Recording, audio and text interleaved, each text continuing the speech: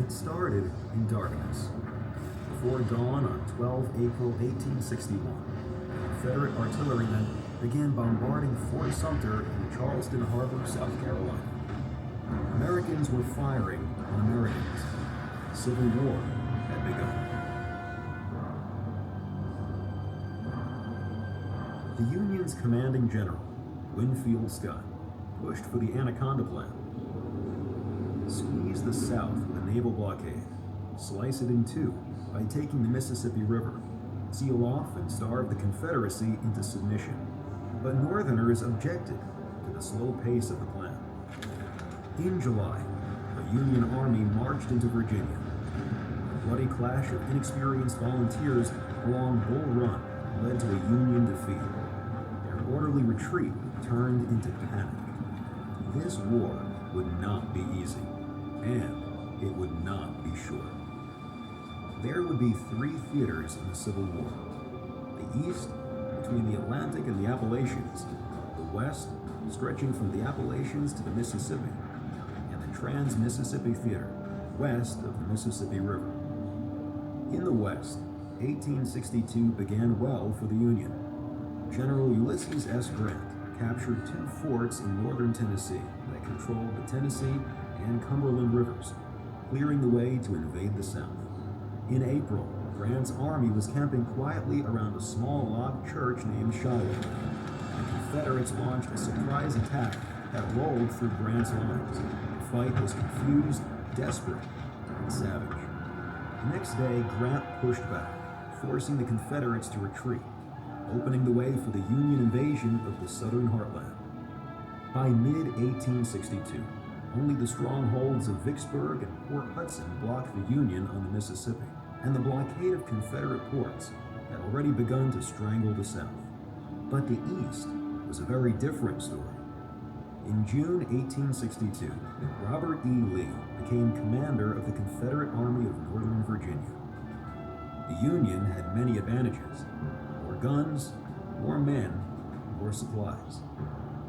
But for 2 years, Lee defeated a series of unsuccessful Union generals.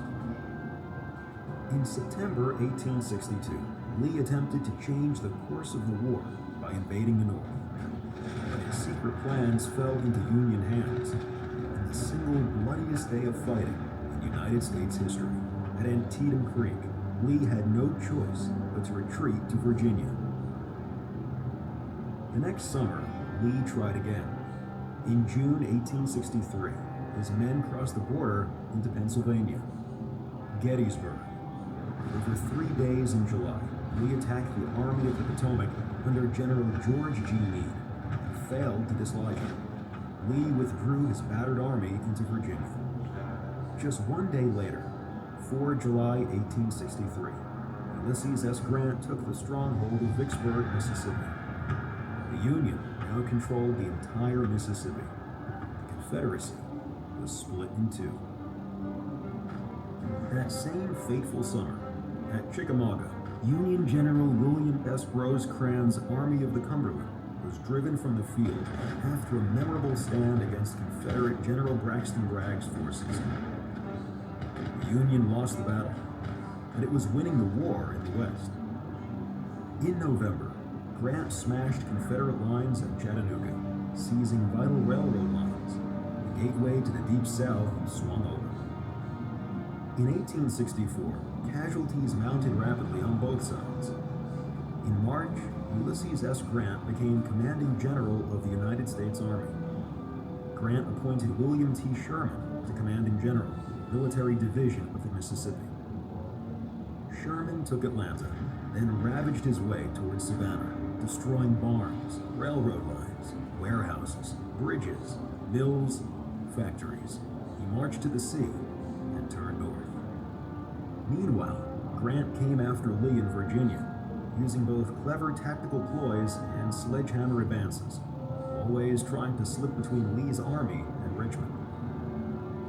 Grant fought massive battles of attrition at the Wilderness, Spotsylvania, and Cold Harbor. Grant's losses were unprecedented, but he was squeezing the life out of his enemy. In June 1864, Grant crossed the James River, forcing Lee back into fortifications around the vital railroad hub of Petersburg. In the spring of 1865, Lee was forced to evacuate Petersburg, and Richmond fell at last. On 9 April, Lee surrendered the small remnant of his army to Grant at the McLean House in Appomattox Courthouse, Virginia. Other Confederate troop surrenders in North Carolina, Alabama, and Texas soon followed. After 4 years, the U.S. Army had defeated the armed rebellion by the southern states. The Union had survived the greatest threat in its history. After the Confederate defeat, the U.S. Army occupied the South for over 10 years to impose order, restore stability, and oversee Reconstruction.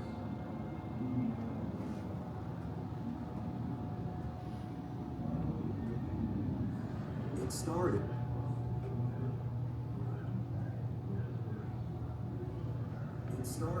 in darkness.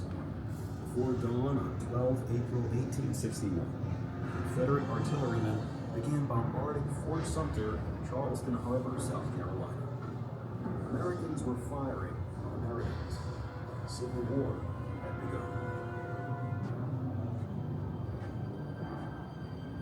The Union's commanding general, Winfield Scott, pushed for the Anaconda Plan. Squeezed the South with a little blockade, sliced it in two by taking the Mississippi River, and seal off and starve the Confederacy in the I can make Georgia howl, he said. He abandoned his supply line and marched 60,000 men in the sea. His men lived off the land and scorched the earth. It was a new kind of strategy, total war. War is cruelty, and you cannot refine it, Sherman said. By the end of December, Sherman had taken Savannah and turned north. By spring 1865, the South had decisively lost the war and its bid for independence. Sherman's hard hand of war had ruined South Carolina. Lee was trapped in Virginia. In late March, Confederate General Joe Johnston attacked Sherman near Bentonville, North Carolina. When Johnston retreated, the last chance for the South was gone. In early April, the Confederates evacuated Richmond. If the things press, I think Lee will surrender, General Philip Sheridan wrote to Grant. On the 9th of April, 1865, the two commanders met at Appomattox Courthouse. Next day, Grant would push out, forcing the Confederates to retreat, opening the way for the Union invasion of the southern heartland. By mid-1862, only the strongholds of Vicksburg, Portsmouth, and blocked the Union on the Mississippi, and the blockade of Confederate ports had already begun to strangle the South. But the East was a very different story. In June 1862, Robert E. Lee became commander of the Confederate Army of Northern Virginia. The Union had many advantages: more guns, more men, more supplies.